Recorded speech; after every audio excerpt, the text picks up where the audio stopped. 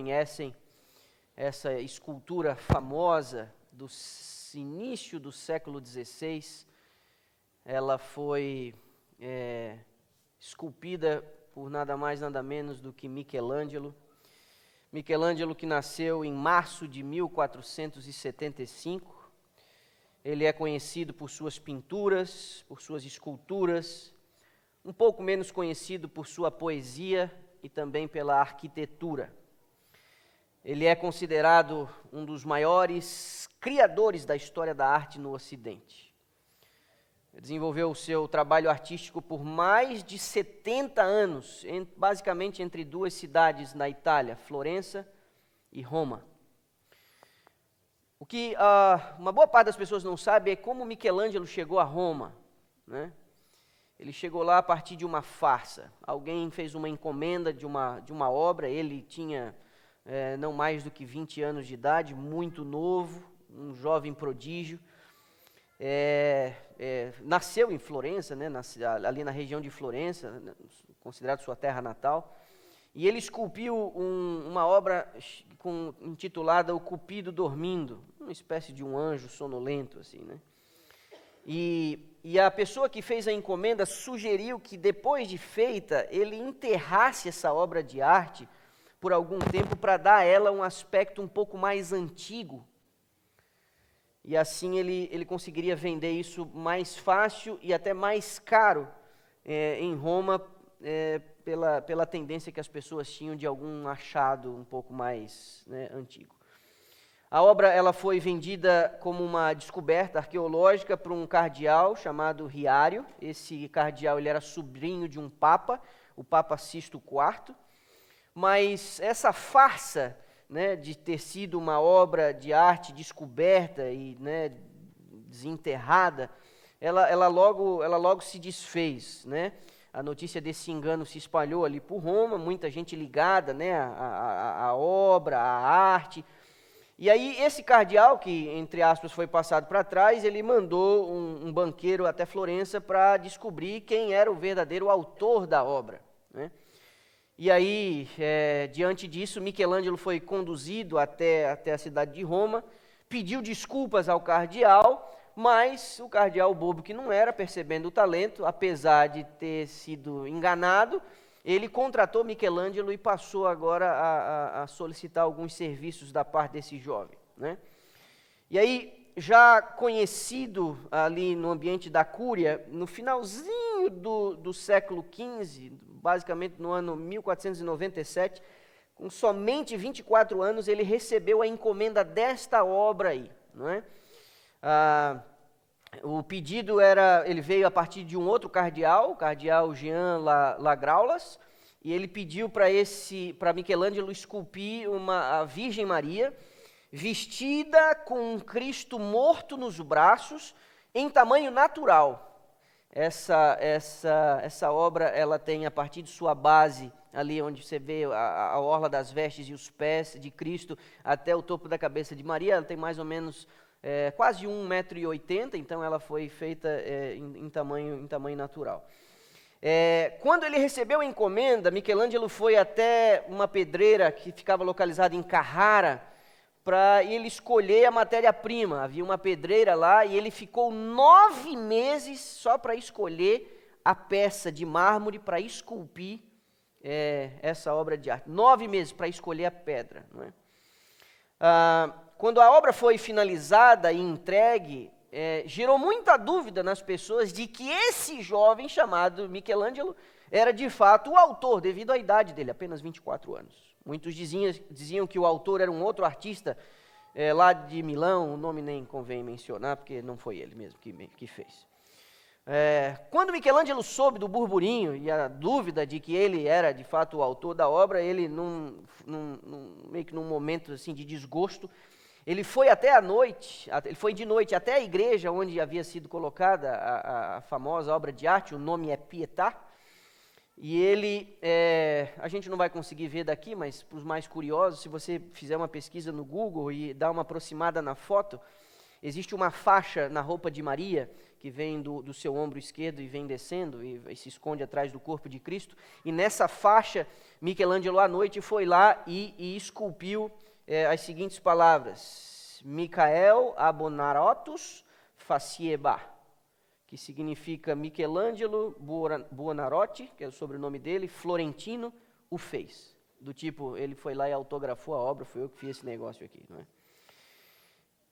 Nessa obra, muitos críticos acabam questionando um pouquinho o aspecto juvenil do rosto de Maria. Se você observar, de fato parece uma adolescente, não é? E é uma adolescente segurando um Cristo com um aspecto de 33 anos nos braços. Segundo biógrafos e estudiosos do grande artista Michelangelo, ele fez isso de caso pensado. Foi uma decisão consciente de ter esculpido Maria com esse aspecto mais jovial, não é? Segundo a compreensão, a Virgem é incorrupta por sua imaculada concepção, e isso é o símbolo de uma juventude imutável, uma juventude que não envelhece, não é? Alguns chegam a dizer que Michelangelo faz referência às palavras de Dante na sua obra O Paraíso, quando se refere a Maria, Virgem Mãe, filha do teu filho, não é? Essa obra, desculpa, essa obra original, você vai conseguir encontrá-la na Basílica de São Pedro, ali na cidade do Vaticano. Ao entrar na igreja, na cidade, ali pela Praça de São Pedro, quando você entra à direita, você vai ter logo de cara essa obra de arte. Na década de 70, agora, 40 e poucos anos atrás, um maluco entrou lá com um martelo e desferiu um golpe na parte de trás aqui de Maria, tentando ali, ele não teve muito sucesso, já pessoas foram em cima, ele foi preso e uma série de coisas. Então, depois disso, eles acabaram blindando um pouco essa área onde a Pietà foi depositada, o original, e ali tem um vidro à prova de balas. Tive a oportunidade de ver isso com os meus próprios olhos e me demorar ali algum tempo olhando para os detalhes dessa obra. Só para quem não está um pouco muito acostumado com a biografia de Michelangelo, ele foi o mesmo quem esculpiu Davi, ele foi o mesmo quem esculpiu Moisés, são obras de arte muito famosas, e foi ele mesmo quem pintou o teto da Capela Sistina. É um artista realmente fantástico. E muito da arquitetura e até parte do urbanismo das imediações do Vaticano tem o dedo de Michelangelo por seu trabalho no início já do século XVI, a época do renascentismo e essa coisa toda. Tá? Mas há uma réplica dessa escultura aqui na Califórnia, em tamanho real, em proporções reais, uma réplica quase que perfeita, não é? Ela foi colocada num cemitério muito famoso, grande, bem visitado, é considerado o maior cemitério do planeta, e ali há uma cópia de Pietà, ali num dos corredores daquelas capelas mortuárias que existem ali na Califórnia. Então, aqueles que tiverem oportunidade ou de ir a Roma ou quem sabe dar um pulinho na Califórnia, terão a chance de poder olhar isso aí com seus próprios olhos. É surpreendente a riqueza de detalhes, a dobra das roupas, a forma como ele esculpiu os nervos, as veias, as ondulações do osso, da musculatura. É realmente uma coisa impressionante, não é? Impressionante. O que, de fato, as pessoas, quando olham uma obra de arte, elas têm muito em mente, e essa tem um objetivo muito claro e específico, é de despertar sentimentos, não é? É de impressionar os sentidos. Ainda que a gente não compreenda, dentro de uma visão bíblica, a participação corredentora da mãe de Jesus, nós não ignoramos o seu papel enquanto mãe do nosso Salvador, enquanto educadora, enquanto a pessoa que o conduziu, que o alfabetizou e que deu a ele a primeira noção teórica dos princípios da vida, dos valores da vida. Nós não desconsideramos isso, não é? E eu nessa manhã gostaria de considerar com você 2 episódios narrados nos Evangelhos que levarão a gente a pensar um pouquinho nos sentimentos e na relação entre mãe e filhos, levando em conta como pano de fundo os sentimentos manifestados nessa obra de arte de Michelangelo. Então, você já tendo a sua Bíblia aberta no Evangelho de Lucas, no capítulo 7, eu vou pedir para você acompanhar comigo a leitura a partir do verso 11, nós lemos assim, na minha versão: em dia subsequente, dirigia-se Jesus a uma cidade chamada Naim, e iam com ele os seus discípulos e numerosa multidão. Como se aproximasse da porta da cidade, eis que saía o enterro do filho único de uma viúva, e grande multidão da cidade ia com ela. Vendo-a, verso 13, o Senhor se compadeceu dela e lhe disse: não chores. Chegando-se, tocou o esquife e parando os que o conduziam, disse: jovem, eu te mando, levanta-te. Sentou-se o que estivera morto e passou a falar, e Jesus o restituiu à sua mãe. Todos ficaram possuídos de temor e glorificavam a Deus, dizendo: grande profeta se levantou entre nós e Deus visitou o seu povo. E essa notícia a respeito dele divulgou-se por toda a Judéia e por toda a circunvizinhança. Esse é um episódio cheio de detalhes, com uma riqueza impressionante, produto da pesquisa do evangelista Lucas. É o único a relatar dos 4 evangelhos este momento do ministério de Jesus. Não há nenhuma outra referência na narrativa bíblica de Jesus ter sequer passado por esse vilarejo chamado Naim, que, segundo os estudiosos, ficava a cerca de uns 30 quilômetros da cidade de Cafarnaum, mais ao norte, na região da Galileia. O que a gente vê no contexto, na sequência utilizada por Lucas, é que Jesus vem diante de uma série de milagres, de ensinamentos. E o que parece ali alocado no capítulo 7 do Evangelho de Lucas é uma mudança de rumo, uma mudança de destino. Naim ficava fora da rota normal de caminhada entre as grandes cidades. O que me leva a pensar que quando Jesus pega à direita numa bifurcação qualquer e vai se dirigindo a Naim, isso deve ter despertado a curiosidade e mesmo até a dúvida dos seus seguidores, dos discípulos, dos mais próximos e de uma multidão. Você imagina, havia o hábito antigo de mestres, de rabinos, de ensinadores, eles caminharem pelas ruas, pelos bosques, pelas colinas, tendo os seus seguidores atrás de si. Isso é um hábito antigo, mesmo da antiga Grécia, isso era muito comum. Agora, você imagina Jesus fazer uma caminhada, não parece ter sido uma caminhada muito curta, e ele vai em direção a esse vilarejo, as pessoas estão ali à volta, uma estação tremenda. Jesus é uma figura que recentemente havia iniciado seus trabalhos públicos, atraindo admiração. Não havia ainda por parte de Jerusalém uma espécie de opinião formada em relação a Jesus. Muita gente vinda de Jerusalém olhava com uma certa admiração e suspeita esse novo profeta, esse novo mestre, e tudo era muito novo. Muitos milagres de Jesus estavam praticamente sendo inaugurados. Ele havia curado um leproso, ele havia curado um cego, uma coisa aqui, outra ali. Era o primeiro ano de ministério dele, muita curiosidade em torno da figura de Cristo. O que nos chama a atenção neste relato de Lucas é a forma como o médico ele relata esse episódio. Ele coloca coisas em contrastes e a gente, ao fazer uma leitura e ao fazer uma reflexão sobre esse tema, a gente deveria realmente pintar o quadro na nossa mente para tentar compreender um pouquinho as lições que a gente pode extrair dessa narrativa. Se você vê, você percebe 2 multidões em contraste aqui. Você vê uma multidão que vem com Jesus, alegre, exultante, feliz, tinham acabado de presenciar um milagre há poucos instantes, e você vê uma outra multidão em contraste com essa, saindo da cidade, triste, acompanhando o sepultamento de um jovem filho único de uma mulher viúva. E aqui, nessas características que Lucas parece nos trazer, ele está tentando apresentar para nós uma espécie de background dessa senhora, que a gente não sabe o nome. Ela é chamada apenas a viúva de Naim.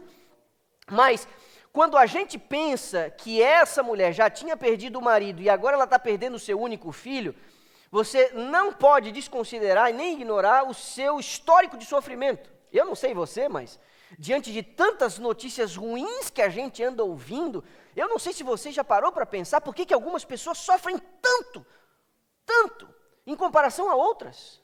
E essa é uma pergunta para a qual nós não temos respostas. Tem pessoas que estão vivendo um vale, e esse vale parece que não tem fim. Perdas em cima de perdas, decepções em cima de decepções, agonias em cima de agonias, más notícias em cima de más notícias. E outros parecem que toda essa pandemia, todo esse negócio, mas nem tocou. Tem gente que está com vergonha de dizer que, inclusive, a família melhorou, que o trabalho não piorou, porque diante do sofrimento de outros, tem gente que fica com vergonha. E, de fato, quando a gente está feliz, é melhor a gente não falar muito alto. Mas esse caso aqui, quando Lucas diz que é uma viúva que está enterrando seu filho único, você imagina, e não tem como a gente passar desapercebido isso. Essa mulher, há não sei quanto tempo, porque o filho era jovem, ela havia feito o mesmo percurso para enterrar o marido. Só que quando você perde o marido, a gente faz isso por dedução, eu nunca perdi um cônjuge, não quero também passar por uma experiência como essa. Aí alguém que tornou-se uma só carne com você. Mas essa, em comparação com a perda de um filho, parece ainda ser uma perda suportável, não é? Mas, ao perder o marido, ela faz o percurso da cidade para o cemitério, tendo um filho ao lado. Na figura desse filho, ela busca força para poder continuar, para não deixar a toalha, para não jogar a toalha, para não se entregar ao sofrimento. Ela perde o marido, ela perde a proteção. Numa cultura oriental de 2000 anos atrás, ela estava realmente numa situação muito complicada, as viúvas viviam uma situação muito complicada, mas ao enterrar o marido, ela olha para o lado, na figura do filho, e ela diz, eu não posso parar de continuar lutando, eu tenho que tocar minha vida, e eu tenho uma grande responsabilidade, que é educar e cuidar dessa criança, desse jovem, desse adolescente, desse juvenil. Não sabemos a idade do jovem quando o pai falece, mas a gente pode deduzir que a mãe, ao olhar para o filho, diz, eu não posso desistir de continuar lutando. Diante do sofrimento, a gente tenta se agarrar em alguma coisa para a gente poder continuar achando energia e força para continuar a vida. É assim que funciona. Mas e agora? E agora? Se ela buscou força e energia olhando para o filho, para ela poder continuar a viver, e agora que depois de ter perdido o marido, ela ainda perde o filho? Você imagina o desespero dessa mulher? Para falar a verdade, o mundo dessa mulher acabou. Os motivos dela acabaram. E Lucas narra que um cortejo vem com a mulher. E Lucas dá um detalhe, Lucas diz que tem uma multidão vindo com ela. Gente, vocês sabiam que no passado havia uma profissão? Você pagava a gente para chorar no seu velório? Sabia que tinha um negócio desse? Eram as carpideiras, sabia disso?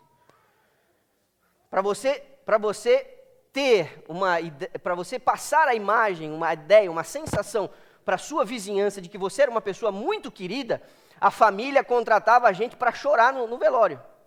Para dizer, olha como era querido, olha como é que ele era amado. A Bíblia está dizendo que essa mulher está levando o seu filho para o cemitério, para o enterro, e uma grande multidão vem com ela, é uma viúva. Você realmente acha que ela tinha dinheiro para pagar aquela gente toda para prestar essas homenagens? Não. A gente infere por aí que essa era uma família muito querida, que a mulher era uma pessoa muito querida, que o filho era uma pessoa muito querida. E a gente vê, de fato, com alguns funerais, estão apinhados, sai gente de tudo quanto é lugar, pela representatividade da pessoa que falece. Eu também já vivi extremos, eu já vivi e já tive que conduzir uma cerimônia fúnebre que não cabia gente, era gente para... Não dava, era uma pessoa muito querida, uma tragédia, foi um horror, mas era muita gente. E a família, quando vê esse monte de gente ali, a família de alguma maneira se sente acolhida, acalentada, né? Muitas manifestações de afeto, coroas de flores, uma série de coisas. Mas eu também já vivi situações extremamente tristes, de ter que enterrar alguém e não ter pessoa suficiente para levar o caixão. De ter que deixar minha Bíblia do lado e segurar em 2 alças, não havia gente suficiente para carregar o caixão. Já vivi os 2 momentos. Esse caso é o caso de uma multidão que acompanha uma mulher e a gente pode crer que era uma pessoa muito querida, muito conhecida. Agora você imagina o contraste da cena, porque se essa multidão sai triste, abatida, decepcionada, enlutada, sai descendo da cidade, e uma outra multidão, de um monte de gente, um bando de desconhecido, que estava caminhando pela estrada e que resolve ir para a cidade, e entra, subindo, num movimento, numa direção contrária. Você imagina que o contraste dos dois grupos fez com que um silêncio sepulcral se instalasse ali. O pessoal que estava feliz e animado, diante da cena de luto, se cala. Todo mundo fica meio assim. E o pessoal que chora numa cidadezinha, num vilarejo pequeno, vê uma multidão que não se sabe de onde vem e para onde estava indo, subindo e entrando na cidade, também se cala, curiosa. Nesse momento, parece que Lucas ignora totalmente as multidões e agora ele foca sua atenção em apenas duas pessoas. E depois uma terceira. Lucas diz que nesse momento, Jesus chega perto dessa mulher, provavelmente ela à frente desse cortejo e Jesus à frente do seu. Todo mundo para, mas duas pessoas fazem alguma coisa. A mulher que não consegue parar de chorar e Jesus que não vai se conter de manifestar simpatia. Olha que coisa fantástica isso aqui. Eu quero que você me acompanhe, meu irmão. Porque quando nós olhamos para as Escrituras Sagradas, nós não estamos lidando apenas com uma história milenar. Nós não estamos apenas lidando com uma história que foi registrada há muito tempo atrás, com o objetivo apenas de dizer o que aconteceu no passado. Nós estamos lidando com um relato que demonstra a maneira de Deus atuar e da maneira como Ele interage em nossas vidas. Nós não estamos falando de um Jesus que interrompe o cortejo fúnebre de uma família numa região remota da Palestina 2000 anos atrás. Nós estamos falando de como Deus se sente e o que Ele quer dizer para alguém que está sofrendo 2000 anos depois na região metropolitana de Dallas. É assim que funciona. O que Jesus faz num atrevimento que só Ele pode ter, no meio de uma cerimônia fúnebre, de um cortejo sepulcral, Jesus, Ele se atreve a olhar para aquela mulher e usar duas palavrinhas que, num bom senso, por uma questão protocolar, por uma questão de empatia, nós nunca podemos usar essas palavras num velório ou num funeral. Jamais, jamais use essas palavras. Você não tem moral para falar essas palavras. Você não tem o direito de usar essas palavras. Nunca diga para uma pessoa em luto para ela não chorar. Nunca, jamais. Você não tem autorização para fazer isso. Mas Jesus pode. Ele usa essas duas palavras porque Ele pode. O raciocínio lógico dessa mulher poderia levar ela a responder a Jesus, porque Jesus olha para ela com profunda compaixão e diz: não chores. Se você fosse a mulher, você nunca ouviu falar de Jesus, você não sabe quem é aquele estranho, você não sabe quem é aquele sujeito, você não sabe de nada. Você imagina essa mulher no meio das suas lágrimas, sendo interrompida a caminho da tumba para enterrar seu filho, você imagina um estranho virar para ela e dizer: não chora. Como seria a sua reação? Ok, eu e você sabemos o final da história. Eu e você sabemos do que esse homem é capaz de fazer. Eu e você temos um amor e uma confiança profunda nesse homem, mas essa mulher não conhecia. Qual seria a sua reação? Qual poderia ter sido a reação dela? Mas olha para mim aqui. Todas as vezes que Deus se apresenta no meio da sua dor, tentando trazer à sua memória alguma promessa, tentando fazer valer algum texto das Sagradas Escrituras para você confiar nele, e você banhado em lágrimas, você parece não conseguir acreditar que Ele está dizendo isso para você. Não parece mais ou menos a gente como a viúva podendo dizer a Jesus: como assim não chora? Quem é você para dizer para eu não chorar? Eu já perdi meu marido, perdi meu filho. Você respeite o meu luto, você respeite a minha dor, não é? Às vezes, nós não permitimos que a força deste livro, que a força destas palavras inspiradas e sagradas encontrem um solo fértil no nosso coração. Eu e você temos uma esperança maior, baseado nas promessas de Deus registrado neste livro. Você diz amém? Quando o apóstolo Paulo trata do sono da morte, ele diz: eu vou escrever para vocês não entrarem em desespero como aqueles que não têm esperança. Pois se cremos que Cristo Jesus morreu e ressuscitou, assim também creremos que Ele trará em sua companhia os que dormem. Nós não entramos em desespero por uma simples razão: nós cremos na palavra de Deus e nós não podemos entrar em desespero. Deus tem poder, autoridade moral para olhar para mim e para você e dizer: não chores, eu tenho algo para você. Nós precisamos, meu irmão, na crise o caráter se revela, e a pergunta é, se no meio de nossa crise, de nosso desespero, nós reagimos como os que não têm esperança, a pergunta é, de que vale a nossa fé?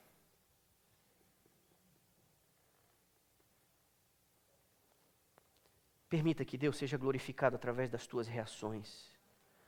Você não gosta de sofrer.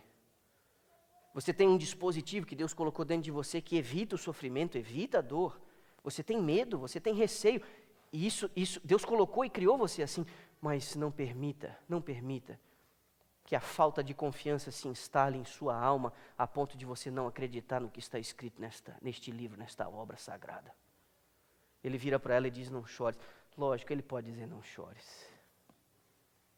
Ele pode dizer: não chores. A mulher, sem entender direito, Jesus não diz muita coisa.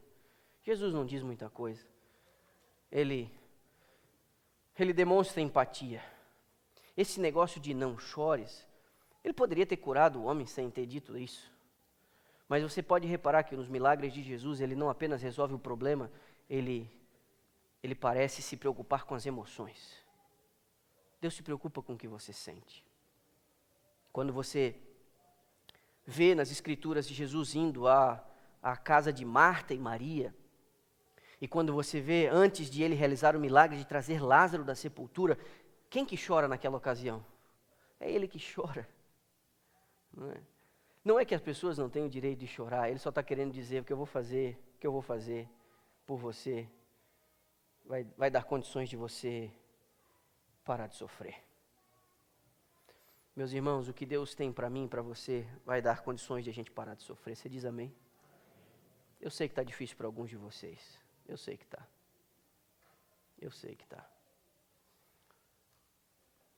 Já tenho dito aqui muitas e muitas vezes, né? A gente antecipa os temas dos sermões, normalmente com 3 meses. Eu já mudei umas 3 vezes as temáticas no que eu tinha programado para esse trimestre. Porque tem coisas que eu achava que deveria falar, mas diante do que está acontecendo, eu já tive que mudar. Eu sei, está difícil para alguns de vocês. E nessa manhã eu queria me erguer aqui, com a autoridade das Escrituras, para dizer: confie em Deus, isso vai passar. Ele vai enxugar dos seus olhos todas as lágrimas. Ele vai fazer isso. Porque é assim que Ele faz. E Ele tem poder para fazer isso. O que Jesus faz agora é o que pela lei cerimonial não se podia fazer. Ele toca no rapaz, ele diz: levanta, não é? Com a autoridade que tem, a autoridade do Criador, a autoridade de dar a vida e manter a vida, ele toma o rapaz da morte, do descanso, do sono da morte, e ele o restitui à sua mãe. Essa é a linguagem que Lucas usa. Ele o restitui à sua mãe. É como se de alguma maneira ele pertencesse àquela mulher, pelos laços do amor, do afeto. É como se a alma daquela mulher, parte dela, tivesse sido roubada dela. É como se parte dela tivesse sido rasgado e tirado dela. E o que Jesus faz ao ressuscitar aquele jovem, ele o restitui à sua mãe. Nessa manhã eu posso estar falando para alguma mãe muito machucada. Machucada porque tem vivido perdas. Às vezes a perda não se dá especificamente pela morte, pela separação permanente, mas às vezes a perda se dá pelo distanciamento afetivo, pela ingratidão. Eu tenho dito isso, vou repetir, disse há poucas semanas atrás, vou repetir. Ouçam-me aqui os filhos, vocês estão me ouvindo? Vou dizer para o meu também que está em casa lá. Ouçam-me aqui.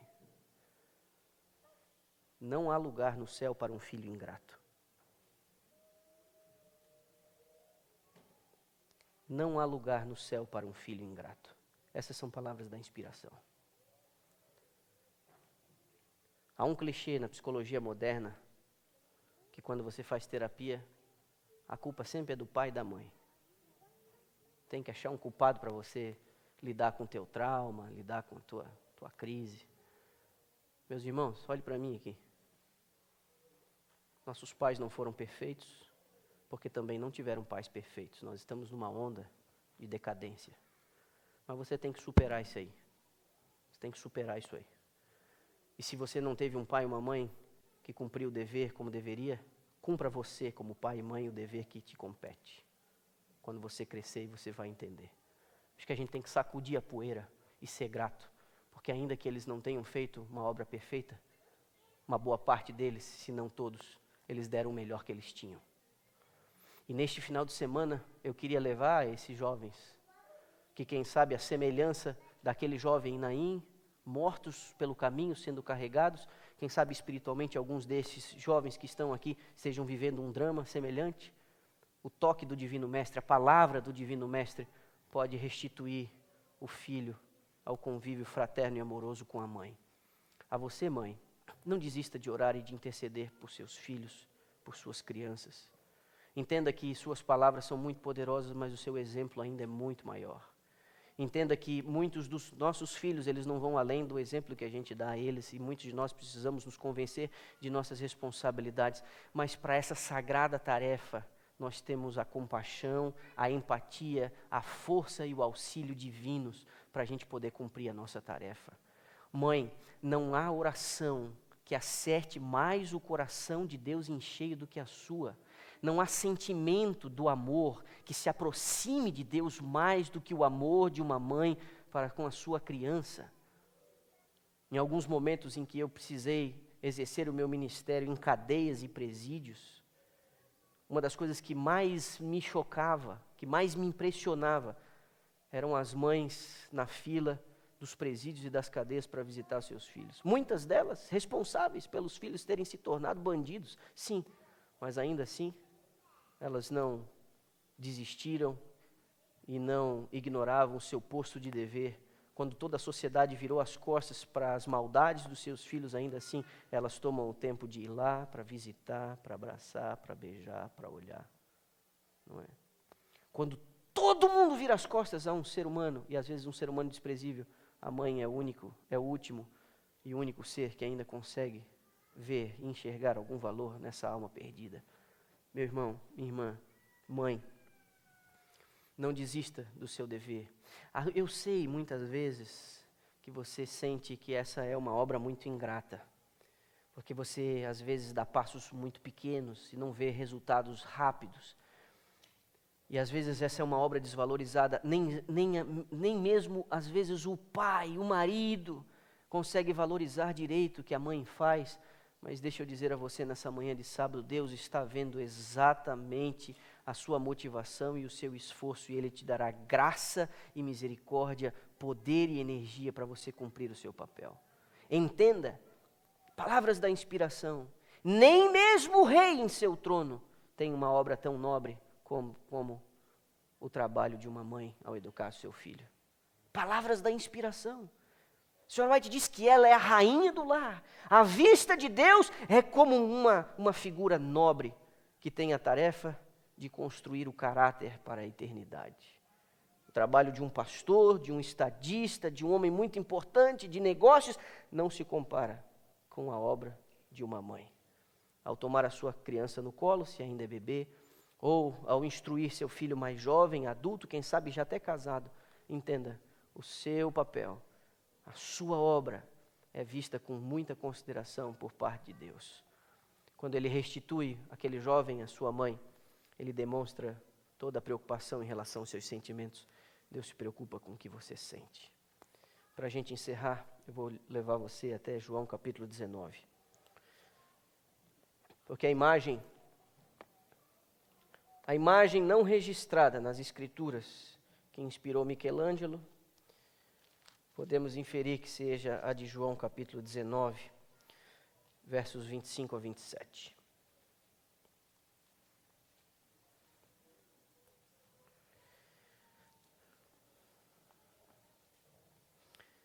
Lemos João capítulo 19, versos 25 até o 27. E junto à cruz estavam a mãe de Jesus e a irmã dela, e Maria, mulher de Clopas, e Maria Madalena.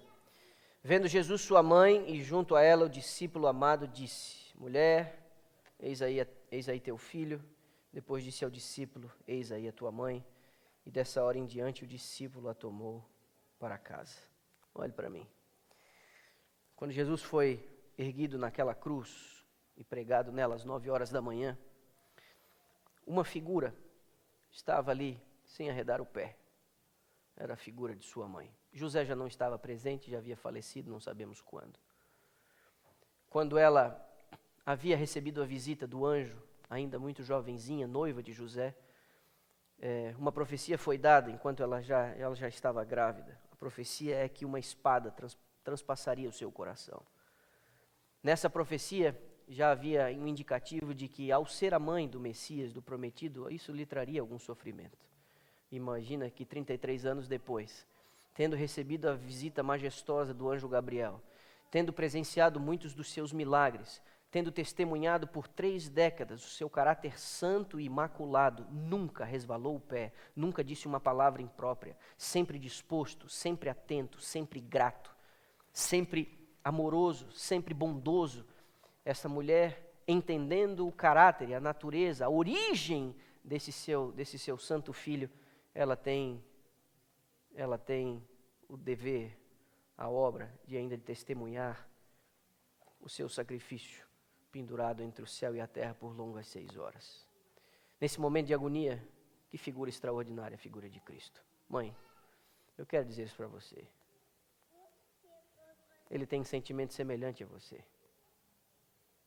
Diante da tua dor, diante da tua agonia, diante do teu sofrimento, diante das tuas lutas, você vê que pendurado entre o céu e a terra, sangrando, machucado, com sua carne ferida, seu coração dilacerado, ele olha para aquela figura aos pés da cruz e ele ainda tem a preocupação. E o comando que ele dá ao mais jovem dos discípulos é um comando que foi honrado por aquele jovenzinho chamado João por toda a sua vida. Jesus, antes de entregar a sua alma como oferta pelo pecado, ele se certificou de que sua mãe seria atendida. Mãe, eis aí o teu filho. Filho, eis aí a tua mãe. Que amor, que preocupação. Que coisa fantástica. Se eu estiver falando para algum homem já adulto, uma mulher, que tem sua mãe avançada em dias, em posição de vulnerabilidade, compreenda que você ainda tem responsabilidades. Você não pode ignorar as necessidades de sua mãe. Você tem que ser sábio, porque se você é casado, sua responsabilidade primária repousa sobre sua esposa. E tem algumas mães que parecem que querem que os filhos estejam casados com ela. Muito cuidado, isso aí não está certo. Mas é assunto para outro dia. Agora, o honrar pai e mãe é uma coisa que a gente tem que levar com a gente até o final. Até o final. Honre o seu pai e honre a sua mãe. Cristo demonstrou isso enquanto pendia na cruz, entregando a João o encargo de cuidar e atender às necessidades da sua mãe. Fantástico, não é? Mãe não substitui cônjuge, viu? Eu quero deixar isso muito claro aqui. Mas nós temos que honrar pai e mãe. Não chores. Foi o que Jesus disse para aquela mulher. Fantástico, né? Feche seus olhos, vamos orar. Nosso Deus e Pai, nosso Senhor, nós te agradecemos pelo relato de tua palavra, por demonstrares teus sentimentos, os mais profundos e afetuosos, nas páginas das Escrituras, por encontrarmos na Bíblia a inspiração para a gente saber como é que a gente tem que fazer as coisas aqui. Quando Jesus mudou o seu rumo, a sua rota, e foi até aquele vilarejo em Naim, ele deixou o que ele estava fazendo para atender a necessidade de uma mãe. Mães não pegam fila para falar com Deus. As orações de uma mãe acertam o coração de Deus em cheio, porque é o amor mais puro, mais profundo, mais despretensioso que o mundo conhece. Que as mães que me ouvem aqui nessa manhã possam compreender que elas devem levar todas as suas necessidades ao Senhor e o Senhor as ouvirá. Mas é nas palavras de Cristo, manifestadas à viúva e Nainha, sua mãe ao pé da cruz, que a gente percebe quão interessado o Senhor está em nossos sentimentos, especialmente nos sentimentos das mães. Que a gente possa confiar no Senhor no meio de nossa crise, no meio de nossa dor, no meio de nossas lágrimas. E que assim Teu nome seja glorificado pela confiança que a gente manifesta no Senhor. Despeça-nos com a Tua paz e com a Tua bênção. Nós oramos em nome de Jesus Cristo, nosso Senhor. Amém.